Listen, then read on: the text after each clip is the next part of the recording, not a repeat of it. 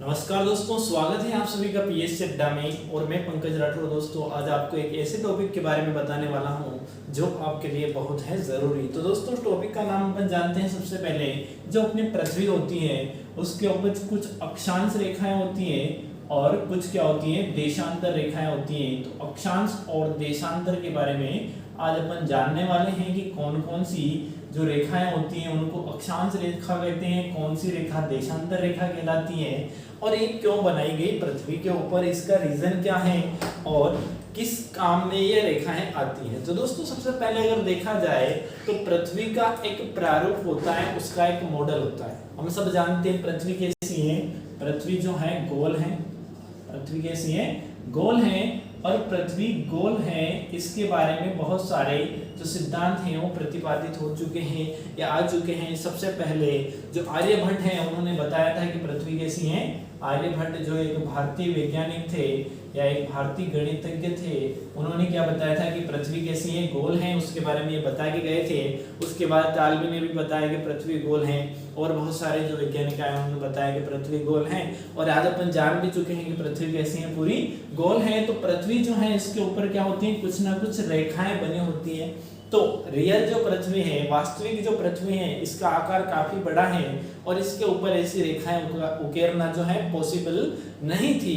तो पृथ्वी के अध्ययन के लिए, पृथ्वी का अध्ययन करने के लिए कहां कहां पर कौन कौन सी चीजें हैं, तो इसका अध्ययन करने के लिए, इसकी स्टडी करने के लिए क्या किया गया, पृथ्वी की स्टडी करने के लिए कहां पर कौन से लोकेशन पर कौन सा देश स्थित है, कहां पर कौन सा समुद्र स्थित है, उस स्थिति को जानने के लिए इसका एक प्रारूप बनाया गया, इसका एक मॉडल तैयार किया गया और इस प्रारूप को बोला जाता है ग्लोब। इस प्रारूप को क्या कहा जाता है, ग्लोब कहा जाता है। और दोस्तों एक ग्लोब दिखता कैसा है, तो दोस्तों मैं आपको दिखाना चाहता हूं कि जो ग्लोब है इस प्रकार से अपने को दिखाई देता है और ऐसी ही बिल्कुल क्या होती है, अपनी पृथ्वी होती है। ऐसी ही क्या होती है, बिल्कुल अपनी पृथ्वी होती है। और पृथ्वी जो है इसी प्रकार से क्या करती है, गति करती है, यानी कि अपने अक्ष पर घूमती है।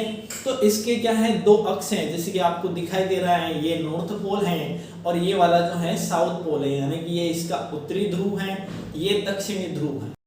इन दोनों ध्रुवों के बीच में पृथ्वी पर बहुत सारी रेखाएं बनाई गई है, यानी कि पृथ्वी पर, रियल पृथ्वी पर तो नहीं, परंतु ये जो ग्लोब है इसके ऊपर बहुत सारी रेखाएं बनाई गई हैं। इन रेखाओं को अक्षांश और देशांतर कहते हैं। तो अक्षांश रेखाएं किन्हें कहते हैं, देशांतर किसे कहते हैं, कौन कौन से देशांतर जो है प्रमुख हैं, कौन कौन से जो अक्षांश है प्रमुख है, उनके बारे में अपन चर्चा करने वाले हैं। तो दोस्तों पृथ्वी बिल्कुल ऐसी दिखाई देती है। अगर 2D में उसको देखा जाए, 2D फॉर्म में अगर पृथ्वी को देखा जाए तो इस प्रकार से बिल्कुल एक गोले के जैसी या एक वृत्त के जैसी अपन बनाते हैं, एक वृत्त। और ये क्या है, पृथ्वी ऐसी अपने को दिखाई देती है, थोड़ी बिल्कुल गोल नहीं बनी है, तो अपन फिर उसको गोल बनाने का प्रयास करते हैं। तो लगभग ऐसी अपने को पृथ्वी जो है दिखाई देती है। ऐसी पृथ्वी है अपनी, जैसे कि ये आपको दिख रहा है कि इस प्रकार से अपनी क्या है, पृथ्वी है। तो इस पृथ्वी के ऊपर कुछ तो क्या है, जैसे कि ये इसका एक पोल है और ये इसका एक पोल है, यानी कि ये नॉर्थ पोल है, ये साउथ पोल है। तो इन पोल से क्या, जैसे कि पृथ्वी का बीच वाला भाग है, पृथ्वी का बीच वाला भाग है। तो यहाँ पर क्या, एक तो इस प्रकार से क्या बनाई गई है, रेखाएं बनाई गई है इस प्रकार से, यानी कि इसके ऊपर आड़ी रेखा है, यानी कि इसके ऊपर जो क्षैतिज रेखाएं हैं वो बनाई गई है। और इसके ऊपर कुछ ना कुछ क्या बनाई गई है, ऊर्ध्वाधर रेखाएं बनाई गई, कुछ ना कुछ क्या बनाई गई है, खड़ी रेखाएं, यानी कि ऊर्ध्वाधर रेखाएं बनाई गई हैं। तो इन रेखाओं को क्या कहते हैं, जैसे कि ये जो क्षैतिज रेखाएं हैं इनको कहा जाता है अक्षांश, इनको क्या कहा जाता है, अक्षांश। और जो खड़ी रेखाएं होती हैं इनको कहा जाता है देशांतर। इनको क्या कहा जाता है, देशांतर रेखा कहा जाता है। अगर बात की जाए कि ये जो अक्षांश हैं ये क्या करते हैं, क्या दर्शाने का काम करते हैं, तो अगर दोस्तों अक्षांश देखा जाए तो एक बिल्कुल पृथ्वी के बीच से होकर एक ऐसा अक्षांश गुजरता है, जैसे कि यहाँ से होकर ये वाली जो लाइन दिखाई दे रही है आपको, ये पृथ्वी के बिल्कुल बीच से होकर, सेंटर से तो नहीं कह सकते, मतलब बीच से होकर गुजरती हैं। और ये वाली जो रेखा होती है पृथ्वी को बराबर दो भागों में बांटती है। और एक वाला जो भाग होता है वो नॉर्थ भाग और दूसरा वाला जो भाग होता है वो साउथ भाग कहलाता है। उसी प्रकार से अगर इस रेखा की बात की जाए जो नॉर्थ से साउथ को मिलाती है, ये भी पृथ्वी को दो भागों में बांटती हैं, जिसे एक भाग को तो कहते हैं पूर्वी भाग यानी ईस्ट पार्ट, और दूसरा भाग कैसा कहलाता है, वेस्ट पार्ट। तो इस प्रकार से ये भी रेखा पृथ्वी को बराबर दो भागों में डिवाइड करती है, और ये रेखा भी क्या करती है, पृथ्वी को बराबर दो भागों में डिवाइड करती है। तो इस प्रकार से इनको कहते हैं गोलार्ध, यानी कि ये उत्तरी गोलार्ध हो गया, ये दक्षिणी गोलार्ध हो गया, यानी कि आधा गोला हो जाना क्या कहलाता है, गोलार्ध कहलाता है। तो ये किस प्रकार की कंडीशन में बांटी जाती है, कौन सी रेखाएं पृथ्वी को गोलार्धों में बांटती हैं, तो ये बिल्कुल बीच से गुजरती है, इसलिए इसको 0 डिग्री कहते हैं, 0 डिग्री अक्षांश क्या कहते हैं दोस्तों, 0 डिग्री अक्षांश। और ये बिल्कुल 0 होती है, इसलिए इसको विषुवत रेखा या भूमध्य रेखा कहा जाता है। विषुवत रेखा या भूमध्य रेखा इसको कहा जाता है, जो भूमि को बराबर दो भागों में बांटने का काम करती है। जो भूमि को क्या करती है, बराबर दो भागों में बांटने का काम करती है। जो सबसे नॉर्थ में पॉइंट होता है इसको कहते हैं नॉर्थ पोल या उत्तरी ध्रुव इसको कहा जाता है, उत्तरी ध्रुव इसको क्या कहा जाता है। और जो साउथ में होता है इसको क्या कहते हैं, दक्षिणी ध्रुव, इसको क्या कहते हैं, दक्षिणी ध्रुव इसको कहा जाता है। तो दोस्तों इनके बीच में बहुत सारी और भी रेखाएं होती है, इनके बीच में हर डिग्री पर यानी एक एक डिग्री पर एक एक लाइन बनाई जाती है। तो यहाँ 1 degree south, 1 degree, 2 degree south, 3 degree south, 4 degree, 5 degree, ऐसे ये यहाँ पर आती है तो 90 रेखा हो जाती है। कितनी हो जाती है, 90 रेखा हो जाती है। और इसी प्रकार से यहाँ पर जाती है तो ये भी क्या हो जाता है, 90 डिग्री हो जाता है, यानी कि इधर भी 90 रेखाएं बनाई जाती हैं, इधर भी 90 रेखाएं बनाई जाती है। तो कुल मिलाकर अगर बात करें अक्षांश की, तो अक्षांश की संख्या देखो कितनी हो जाएगी, 90, 1 से लेकर 90 तक इधर, 1 से लेकर 90 तक इधर, 90 और 90 180, और एक बीच वाली तो टोटल 181 181 क्या हो जाएगी, अक्षांश हो जाएंगे। अगर केवल अक्षांश रेखाओं की बात की जाए तो जो रेखाएं दोस्तों वो होगी, इसमें से अगर 2 कम कर लिया जाए तो 179 क्या हो जाएगी, अक्षांश रेखाएं हो जाएगी। क्यों, ये अक्षांश 181 है तो अक्षांश रेखाएं 179 ही क्यों। तो दोस्तों एक नॉर्थ पोल होता है जो बिल्कुल पॉइंट होता है, ये रेखा नहीं होती, और साउथ पोल भी क्या होता है, बिल्कुल पॉइंट होता है, ये भी रेखा नहीं होती। तो इन दोनों को इनमें से घटा लिया जाता है तो अक्षांश रेखाएं कितनी हो जाती है, 179।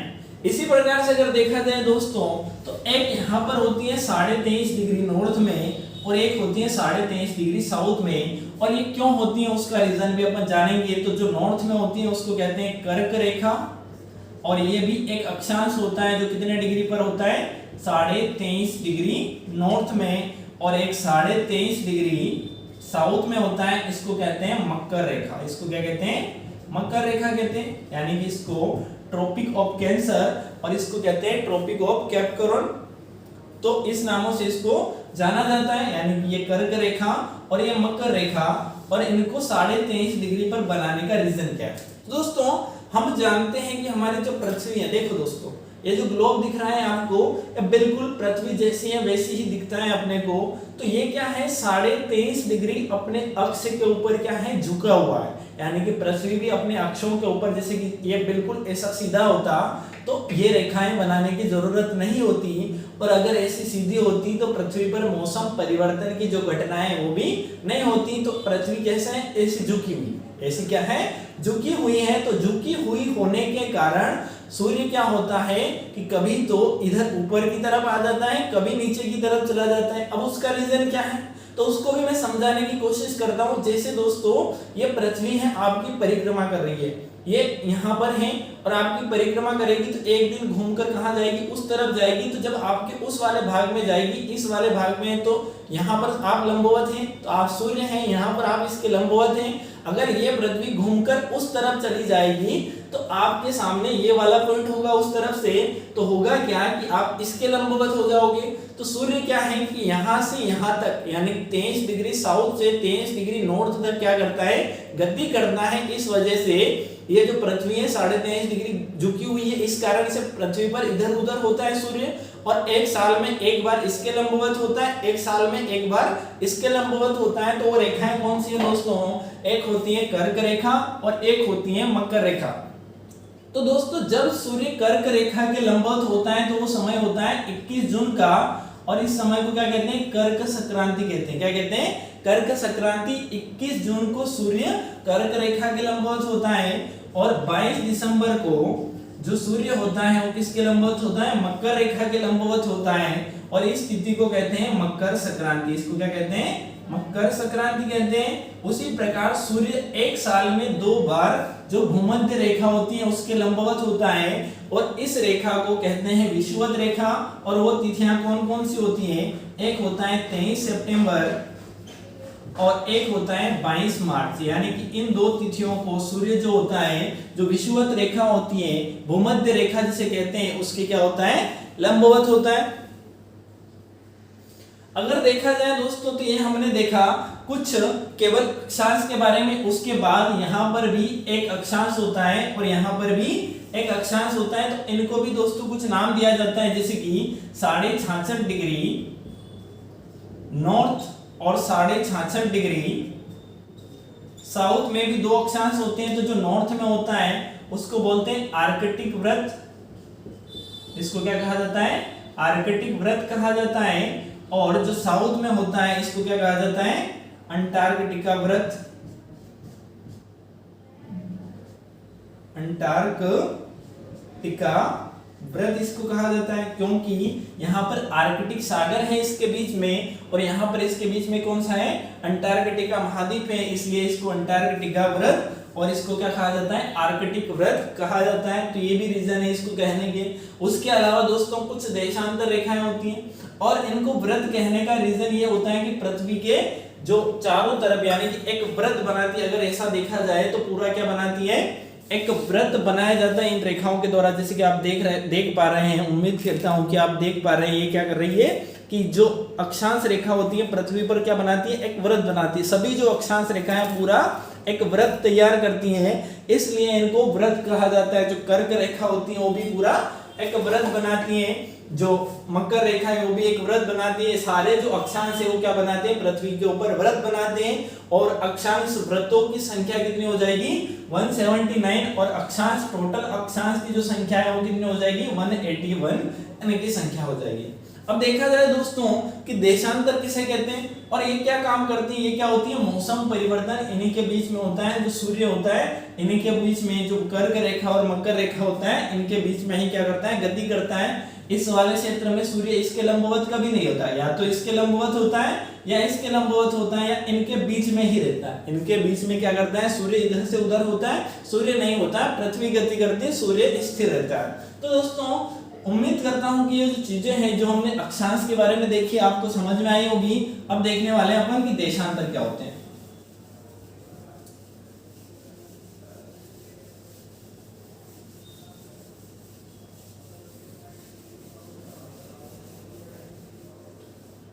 तो दोस्तों ग्लोब के ऊपर, जो ग्लोब है पृथ्वी का प्रारूप, उसके ऊपर क्या होती है कुछ, जैसे कि ये नॉर्थ पोल है और ये साउथ पोल है। तो इन दोनों को मिलाने वाली बहुत सारी रेखाएं होती हैं। इन दोनों को मिलाने वाली क्या होती है, बहुत सारी इस प्रकार से क्या होती हैं, रेखाएं होती हैं। और इन रेखाओं को क्या कहा जाता है, इन रेखाओं को कहा जाता है देशांतर। इन रेखाओं को क्या कहा जाता है, देशांतर रेखाएं कहा जाता है। तो दोस्तों अगर बात की जाए तो ये सभी जाकर कहां पर मिल रहे हैं, जो पोल हैं उन पर मिल रहे हैं, परंतु अक्षांश पोल पर जाकर नहीं मिलते हैं। ये सभी देशांतर जो हैं इस प्रकार से पोल पर जाकर मिलते हैं। ग्लोब पर भी दिखाने की कोशिश करूंगा कि इस प्रकार से ये सभी जो देशांतर हैं कहां पर जाकर मिल रहे हैं, ग्लोब पर। और सबसे ज्यादा जो इनके बीच में दूरी है वो कहां पर होती है, भूमध्य रेखा पर होती है। तो दो देशांतर के बीच की दूरी भी एग्जाम में पूछी जाती है। तो दोस्तों दो देशांतर के बीच में, जैसे कि ये भूमध्य रेखा है, यहाँ पर सबसे ज्यादा होती है और यहाँ पर कितनी होती है, लगभग 111 111.3 किलोमीटर। कितनी होती है? लगभग 111.3 किलोमीटर दो देशांतर के बीच की दूरी होती है। वैसे अक्षांश के बीच में भी पूछी जाती है कि दो अक्षांशों के बीच की दूरी कितनी होती है, तो इसमें भी कितना हो जाएगा? 111 किलोमीटर इनके बीच की दूरी होती है। अब ये जो देशांतर होते हैं ये क्या काम करते हैं? तो दोस्तों ये जो होते हैं पृथ्वी पर इस प्रकार से होते हैं, जैसे कि सूर्य इनसे इस प्रकार से आगे बढ़ता है या पीछे जाता है इस प्रकार से। तो इनकी संख्या कितनी होती है देशांतर की? तो इनकी जो संख्या है दोस्तों वो होती है 360, यानी कि 360 पृथ्वी के ऊपर क्या होते हैं? देशांतर होते हैं। और इसमें से महत्वपूर्ण होता है एक 360 या इसको 0 डिग्री भी कहा जाता है, और दूसरा जो होता है वो होता है 180 डिग्री देशांतर। तो दोस्तों ये जो देशांतर होते हैं ये क्या करते हैं कि जो 0 डिग्री होता है इसको अंतरराष्ट्रीय समय रेखा, इसको क्या कहते हैं? अंतरराष्ट्रीय समय रेखा। और यहीं से क्या होता है? समय का निर्धारण होता है, इसको GMT लाइन भी बोला जाता है। और 180 डिग्री जो होता है उसको अंतरराष्ट्रीय तिथि रेखा कहा जाता है। इसको क्या कहा जाता है? अंतरराष्ट्रीय तिथि रेखा कहा जाता है। और इसको GMT कहने का रीजन ये है क्योंकि इसे ग्रीनविच मीन टाइम, यानी कि ये ग्रीनविच से गुजरता है, इसलिए इसको क्या कहा जाता है? GMT कहा जाता है। और इंडिया का जो मानक समय है, भारत का जो मानक समय है वो कितना है? भारत के अगर मानक समय की बात की जाए तो कौन से देशांतर पे है? तो 82.5 डिग्री का जो देशांतर है, कौन सा वाला? ईस्ट वाला, पूर्व वाला, उसमें क्या है? भारत की मानक समय रेखा है। और इसी के द्वारा क्या होता है? सभी जगह पर समय का निर्धारण होता है। तो दोस्तों जो इंडिया की GMT लाइन है वो 82.5 डिग्री क्या है? ईस्ट में है, यानी कि ये जो समय है आगे है। तो अगर बात करें कि टोटल 24 आवर होते हैं और एक घंटे में 60 मिनट होते हैं, तो 360 में इस समय को अगर बांट दिया जाए, यानी कि 360 अलग अलग अक्षांशों में बांट दिया जाए, तो दो अक्षांशों के बीच कितने टाइम का फर्क होता है वो निकल जाएगा। तो इसको काटेंगे तो कितना बचेगा? 4, यानी कि दो अक्षांशों के बीच में 4 मिनट का समय अंतराल होता है। जैसे कि 1 डिग्री से 2 डिग्री तक गए तो इसमें 4 मिनट का क्या हो जाएगा? अंतर आ जाएगा। तो वैसे ही अपन 82.5 डिग्री आगे हैं तो इससे 4 से मल्टीप्लाई करेंगे तो कितना हो जाएगा? 330। और इसको अगर हावर में निकालेंगे तो 5 घंटे 30 मिनट कितना हो जाएगा? 5 घंटे 30 मिनट जो है, जो अपना समय है, भारत का मानक समय है, वो कहां से आगे है? GMT लाइन से या अंतरराष्ट्रीय समय रेखा से आगे हैं। और दोस्तों जो भारत की समय रेखा है वो इलाहाबाद के नैनी से होकर गुजरती है, इलाहाबाद के नैनी से होकर गुजरती है। और अब शायद इसको चेंज करके इलाहाबाद के निकट मिर्जापुर नामक स्थान में कर दिया गया है। और ये भी एग्जाम में क्वेश्चन बनता है कि ये भारत के कितने राज्यों से होकर गुजरती है? तो भारत के 5 राज्यों से होकर जो भारत की मानक समय रेखा है वो गुजरती हैं। और वो राज्य कौन कौन से? एक तो उत्तर प्रदेश, मध्य प्रदेश, छत्तीसगढ़, उड़ीसा और उत्तराखंड। इन 5 राज्यों से होकर ये जो रेखा है, मानक समय रेखा भारत की गुजरती है। तो दोस्तों उम्मीद करता हूं कि जो चीजें आज के वीडियो में हमने बताई वो आपको समझ में आई होगी। दोस्तों वीडियो अच्छा लगा हो तो लाइक करें, अपने दोस्तों में शेयर करें और PS से अड्डा का यूट्यूब चैनल सब्सक्राइब जरूर करें। और दोस्तों अगर आप देखना चाहते हैं तो इसको मैं पास से भी आपको दिखा देता हूँ। जैसे कि अंतरराष्ट्रीय तिथि रेखा है जो थोड़ी क्या बनाई गई? टेढ़ी बनाई गई। उसका ये रीजन है कि बहुत सारे देश हैं जिसके अलग अलग पार्ट यानी कि अलग अलग द्वीपों में देश बटे हैं, इसलिए इसको क्या बनाया गया? थोड़ा सा टेढ़ा इस रेखा को बनाया गया। और अंतरराष्ट्रीय अगर समय रेखा की बात की जाए तो जिसे 0 डिग्री या 0 डिग्री लाइन कहा जाता है वो यहाँ से गुजरती है। कहाँ से? यूरोप से होकर गुजरती हैं और उसे GMT लाइन कहा जाता है। तो मैं आपको दिखाने की कोशिश करता हूँ कि वो जो लाइन है वो कहाँ से गुजरती है। तो दोस्तों ये वाली जो लाइन है इसको GMT या 0 डिग्री लाइन, इसको 0 डिग्री अक्षांश कहा जाता है। तो उम्मीद करता हूँ दोस्तों कि आज का वीडियो आपको पसंद आया होगा। Thanks for watching. तो दोस्तों अगर वीडियो आपको अच्छा लगा हो तो लाइक करें, शेयर करें अपने दोस्तों में, अपने परिवार वालों में, तथा PS से अड्डा के यूट्यूब चैनल को सब्सक्राइब जरूर करें। आप हमें इंस्टाग्राम, टेलीग्राम आदि जो सोशल मीडिया प्लेटफॉर्म है उन पर फॉलो जरूर करें। Thank you.